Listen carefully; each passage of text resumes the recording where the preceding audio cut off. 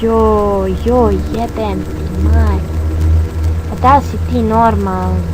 Ne možeš me pitat koliko puta se kupam u nedelji, otkud se ja kupam, jebe.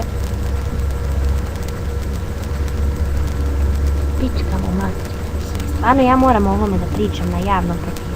Ne volim se kupat, ne volim. Ne volim prat zube, ne volim da perem. Ja imam lijepe zube, viš kako lijepe.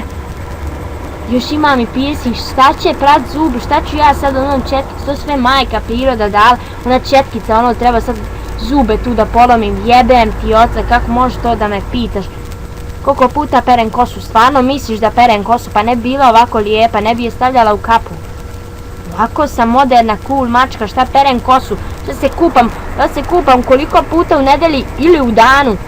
Jesi ti normalan? Pa ne bi imala vremena za školu, ne bi ni za šta imala vremena, ne volim se kupati, onako svi ljudi oko mene smrde, uđem u onaj autobus, jebem u oca koliko smrdi, kapiram da se niko ne kupa, tako još kad sam bila mala, sad ne volim se kupat, ne volim, uđem 2 put mjesečno onu tuš kabinu, joj što smrdi, ono sve, kako se to ljigavo sve, onako joj, skrenem se ja tuširat, onako, voda hladna. Smrdim ja, smrdi tuš kabina, joj jebem ti oca, a ono, ne, noćna mora za mene.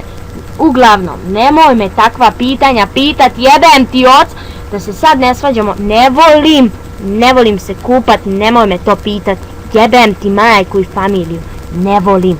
I smrdim, i ti smrdiš, priznaj, nemoj me pitat to, i nije zanimljivo uopšte, nisi duhovit, znači jebeš kevu koliko nisi duhovit. O sunce ti, jebem.